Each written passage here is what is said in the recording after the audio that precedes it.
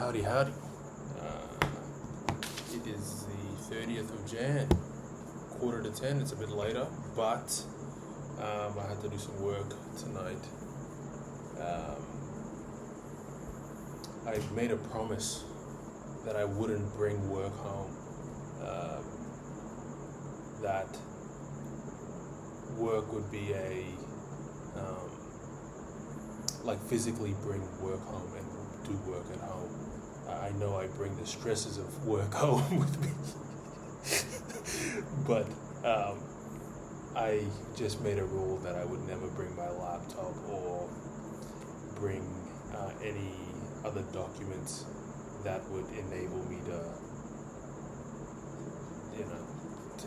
to do work at home. But I did tonight. I pretty much had no choice. I got a project that's due tomorrow, and I wasn't able to finish it at work, so I had to bring it home. It is what it is. I still managed to. I left work just a bit earlier, before 5, just so I could get to the gym and get my workout in, because I felt like I was gonna go crazy if I stayed back, did the work, and then go to the gym. I think I just needed to get my fucking stress out. The update with the gym, it fucking works. I was there for just about an hour, or just over an hour, and I wrote a list of all the exercises that I wanted to do, and I stuck relatively to it, like close to it. The only difference that I made was that some of the exercises, the machines were taken, so I had to adjust. I did the same movements, just with a different machine. So it works. It works for me. It really works for me when I write that shit out and then do it, or put myself on a routine or some sort of schedule when I do a task, like go to the gym. I'm gonna have to continue to do it, because it obviously is saving me time. I guess, today was a good day. I find myself thinking about a lot of the shit I say in these videos throughout the day, in the sense that, and I think I've said this in a video before, where I might be going to talk to someone, or go ask for help, or I have this, obviously the first initial doubt of they're gonna fucking think you're an idiot, or you should know the answer, or you should do all your research until you find the answer, and then you fucking do it, so you avoid going to ask them the question. But I now, when I'm faced with a scenario like that, I automatically just think about how I could possibly say this in a video. So I fucking stand up and I walk towards one of my mentors or someone at work where I need help, and I just go in and ask them, which is a good thing. It is a good thing, because it's like holding myself accountable. So if I'm gonna fucking talk into a camera every night, at least I can be true to myself when I talk about it. It's an interesting concept that I have no one else to talk to about this. So I spend 10-15 minutes talking into a camera. It's kind of therapeutic, but it's weird for me, because I'm starting to get comfortable with it, and I'm starting to like it.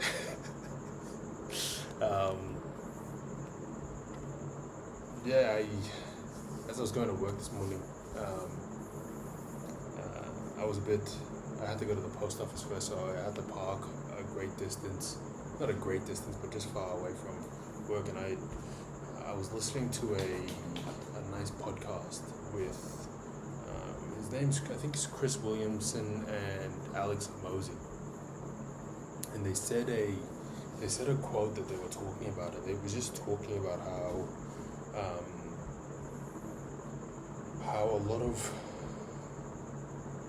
men reach a certain age in their lives where they start to just question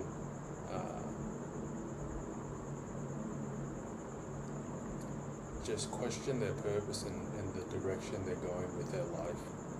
And I mean, obviously it's relevant, but I really enjoyed the way that they approached it, because the way that they talk about it is they don't fucking blame anybody. I mean, it's quite a stoic way of thinking, but every decision that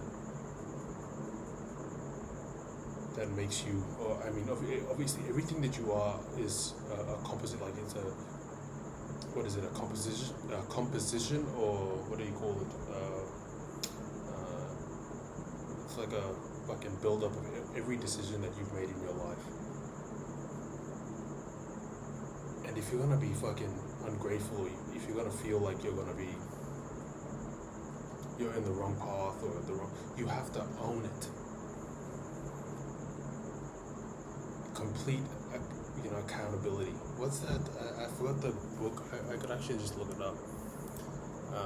A friend of mine, this is Jocko Wilkins. His book.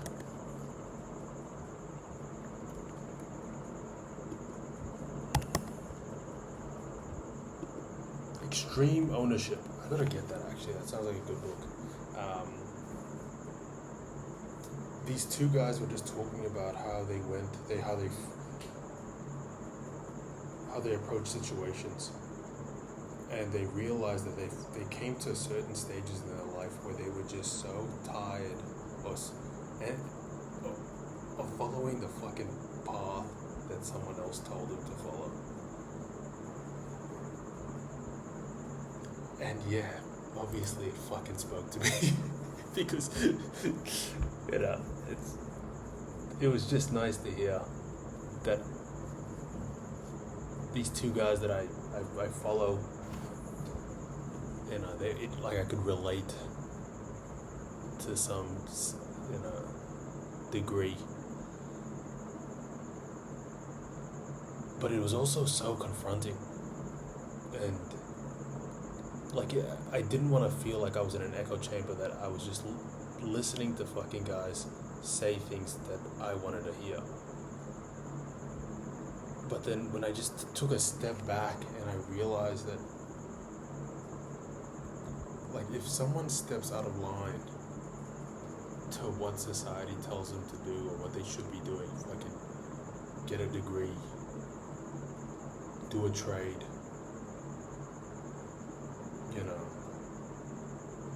you better figure out, have a job, you better figure out your life in your 20s so that you can set yourself up for the 30s and your 40s and your 50s and whatnot. If you step out of line, if you aren't doing that, there's something wrong with you. You have all this pressure that, you are going to fail, you and your family, because of the decision that you're making right now of trying to pursue something that we don't agree with. And so they were talking about how not to get angry at society. That's just how it is. You have to own everything that you do. So making the decision to step out of that, you fucking have to own it, because it all comes back down to you regardless. I don't know if my mental train thought with exactly what these guys were saying was kind of, as I explain it, in my head it sounds a lot more clearer. But I don't know if everyone followed, or if the guys that are watching this are following, but it was just so, it was confronting, but so relevant.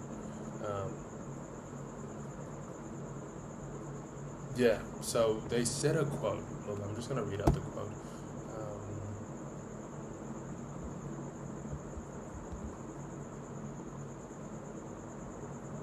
because I remember just hearing it and I just liked it a lot. He said, moving back to the mean is killing the only competitive advantage you have. Moving back to the mean, following that fucking streamline, is killing the only competitive advantage you have. I don't know what it is. I just wonder why there's so much pressure. Like, there's so much pressure to just fall in line.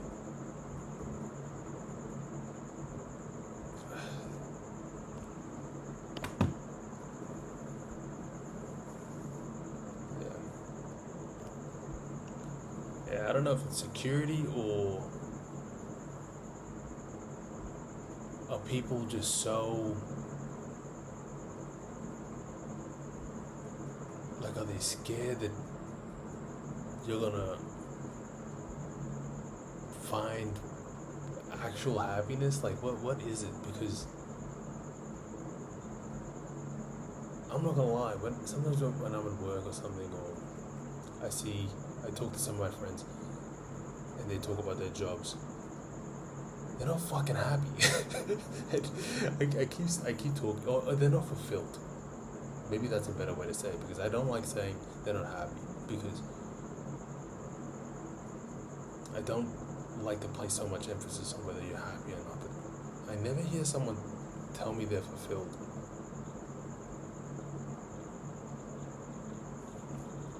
I don't know.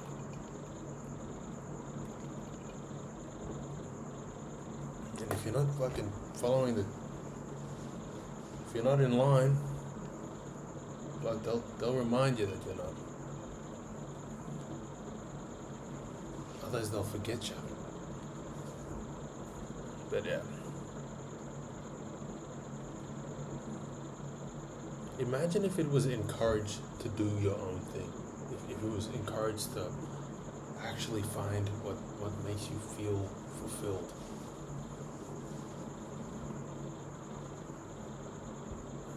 Wouldn't that just be interesting? Like, I don't know, man. Maybe I am just listening to a bunch of fucking videos and reading books and feeling like I'm in an echo chamber, and just pumping myself with all these ideas. And maybe it's making me more depressed, or maybe it's making myself not be as grateful for everything that I have. But fuck me if just the thought of knowing that I might go throughout life not knowing if what they were talking about is the truth, not fucking giving it a shot, that is fucking numbing. That would make me cry. Yeah. Fuck. Yeah.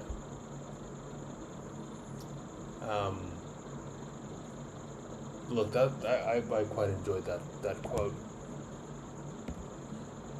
and even though I'm down this little rabbit hole at the moment, I'm learning a lot about myself, and I'm quite liking it. And the people that are watching this, I don't know how long I'm not going to take these videos down anyway, but these are all unedited. Like, I'm not, besides the fact that I'll delete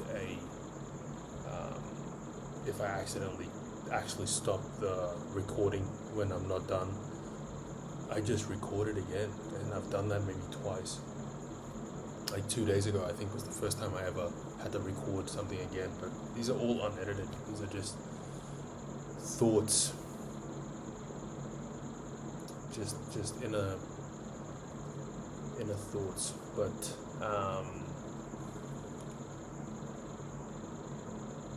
I'm glad I'm having these thoughts. I think it's important, and it's helping me in, like, it again, like, it's relevant when it comes to work, where the things that I'm saying into this camera, I like knowing that I'm putting it into action, where I like knowing that if I walk past one of my like senior colleagues, and usually I just walk past them because I don't want to bother them, or I don't want to. I'm kind of nervous about asking them about a certain question because I'm worried about how they think of me. Fuck, I'll just turn around. Now I kind of just guilt trip myself. I'm just like, well, fuck, this is something to talk about tonight. So I just turn around and I walk into that fucking room and just ask the most stupid questions. But they love it. Like, I haven't seen anybody like roll their eyes or think I'm an idiot or anything. They almost always go over and beyond to try and help me understand. So again, it's the only person that's battling me or stopping me from getting where I want is fucking me. So yes. Alright, look, I'll wrap it up there. I'm hitting my little threshold of 15 minutes, not 16 minutes. I like that quote a lot. I just want to read it out one more time.